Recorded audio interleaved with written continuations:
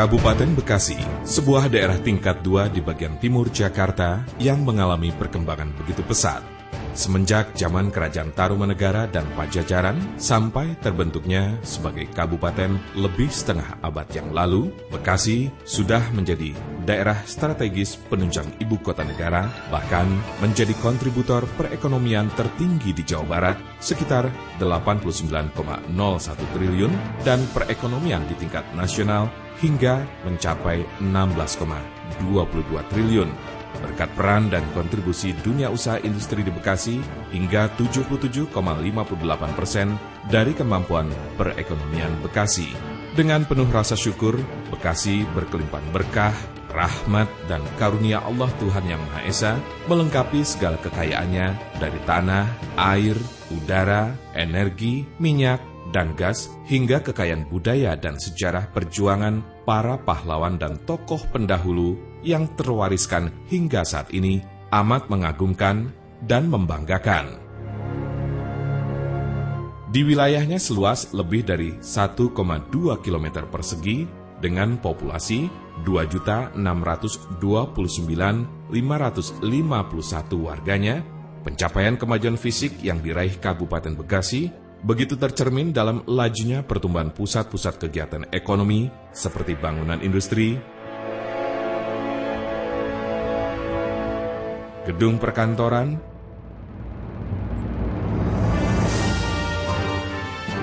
dan daerah perbelanjaan yang modern dan lengkap, membanggakan dan memanjakan penghuninya. Layaknya sebuah roket, Kabupaten Bekasi sesungguhnya telah siap lepas landas menuju sebuah era baru kehidupan dan perubahan yang dicita-citakan bersama. Bekasi seharusnya lebih mampu maju dan mandiri, makmur dan unggul, berdaya saing seperti kemajuan daerah lainnya. Fakta buram, harapan kemajuan, kemakmuran, keadilan, dan kebanggaan rakyat nyaris pudar dan penuh putus asa. Pembangunan sarana fisik dan kemajuan material yang terus berlangsung, sayang sekali masih jauh dari apa yang menjadi cita dan harapan rakyat. Hak-hak dasar dan kebutuhan rakyat terabaikan. Pemuliaan terhadap para pendidik, guru, dan pengembangan pendidikan jauh dari harapan. Potret kemiskinan dan kemelaratan, pengangguran yang masih tinggi, buruknya sarana dan prasarana infrastruktur, amburadulnya pelayanan publik, rumitnya kemacetan, memunculkan ironi dan kesenjangan, ketidakadilan, disintegrasi, disharmoni, dan kesemerawutan di mana-mana.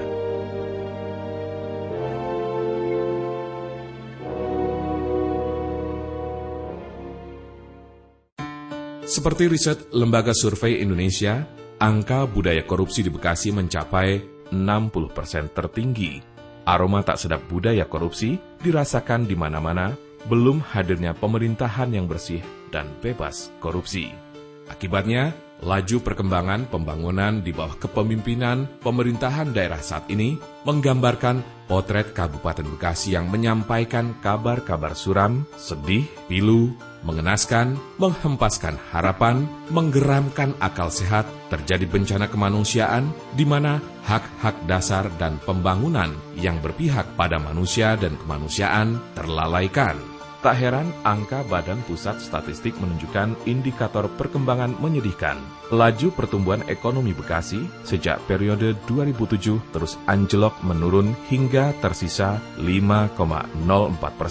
Penduduk miskin meningkat 5,97% dan angka pengangguran terus membengkak hanya mampu menyerap tenaga kerja 11,02%. Di manakah para pemimpinnya? Kemana saja? Adakah kehadiran kepala daerah memberi solusi? Apa yang dilakukan selain gagal menjadi pemersatu seluruh rakyat Bekasi, gagal mengelola dan memanfaatkan seluruh kekayaan dan potensi sumber daya daerah, gagal membangun kebersamaan dan harmoni rakyat Bekasi, gagal mengelola peluang besar perubahan sehingga jauh tertinggal dibanding dengan pembangunan daerah lain. Rakyat terus menjadi korban, rakyat yang menderita, dan rakyat tak